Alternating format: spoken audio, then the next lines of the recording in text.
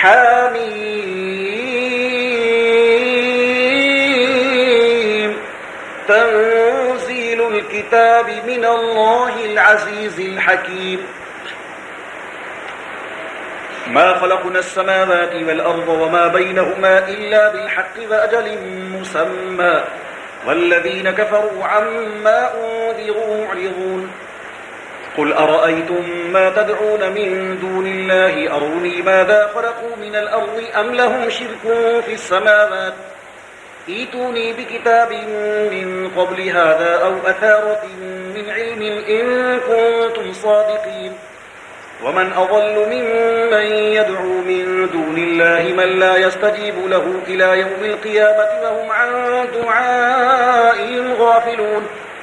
وإذا حشر الناس كانوا لهم أعداء وكانوا بعبادتهم كافرين وإذا تتلى عليهم آياتنا بينات قال الذين كفروا للحق لما جاءهم هذا سحر مبين أم يقولون افتراه قل إن افتريته فلا تملكون لي من الله شيئا هو أعلم بما تفيضون فيه كفى به شهيدا بيني وبينكم وهو الغفور الرحيم قل ما كنت بدعا من الرسل وما أدري ما يفعل بي ولا بكم إن أتبع إلا ما يوحى إلي وما أنا إلا نذير مبين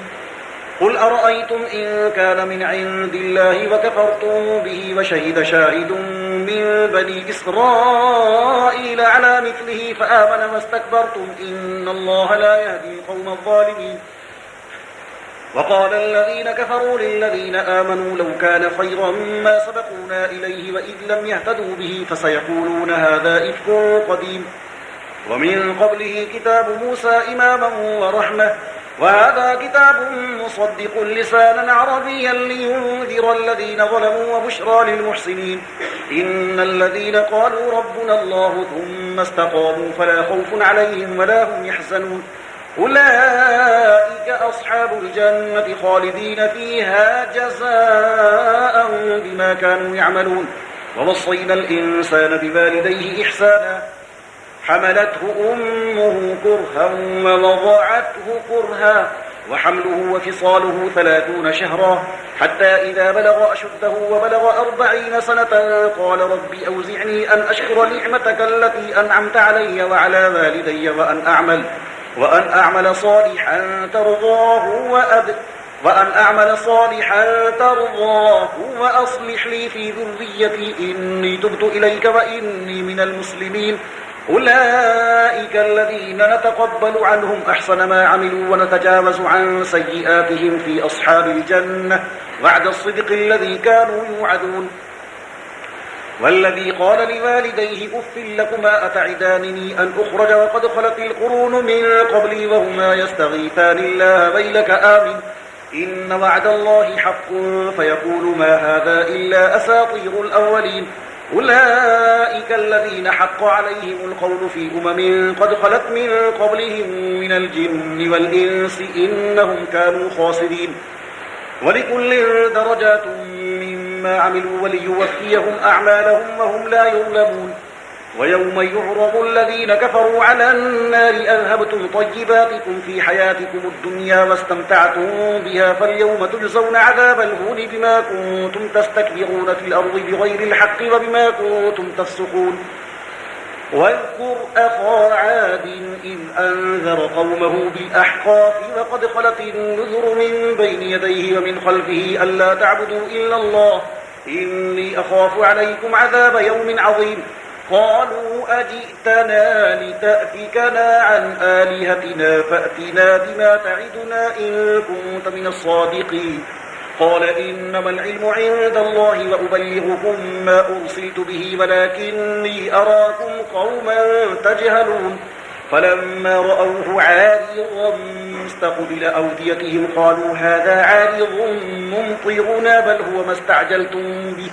ريح فيها عذاب أليم تدمر كل شيء بأمر ربها فأصبحوا لا يرى إلا مساكنهم كذلك نجزي القوم المجرمين ولقد مكناهم في ماء مكناكم فيه وجعلنا لهم سمعا وأبصارا وأفئدة فما أغنى عنهم سمعهم ولا أبصارهم ولا أفئدتهم من شيء إذ كانوا يجحدون بآيات الله وحاق بهم ما كانوا به يستهزئون ولقد أهلكنا ما حولكم من القرى وصرفنا الآيات لعلهم يرجعون فلولا نصرهم الذين اتخذوا من دون الله قربانا آلهة بل ضلوا عنهم وذلك إفكهم وما كانوا يفترون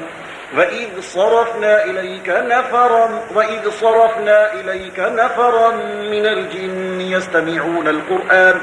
فلما حضروه قالوا أنصتوا فلما قضي ولوا إلى قومهم منذرين قالوا يا قومنا إنا سمعنا كتابا أنزل من بعد موسى مصدقا لما بين يديه يهدي إلى الحق وإلى طريق مستقيم يا قومنا أجيبوا داعي الله وآمنوا به يغفر لكم من ذنوبكم ويجركم من عذاب أليم ومن لا يجب داعي الله فليس بمعجز في الأرض وليس له من دونه أولياء أولئك في ضلال مبين أولم يروا أن الله الذي خلق السماوات والأرض ولم يعي بخلقهن بقادر على أن يحيي الموتى بلى إنه على كل شيء قدير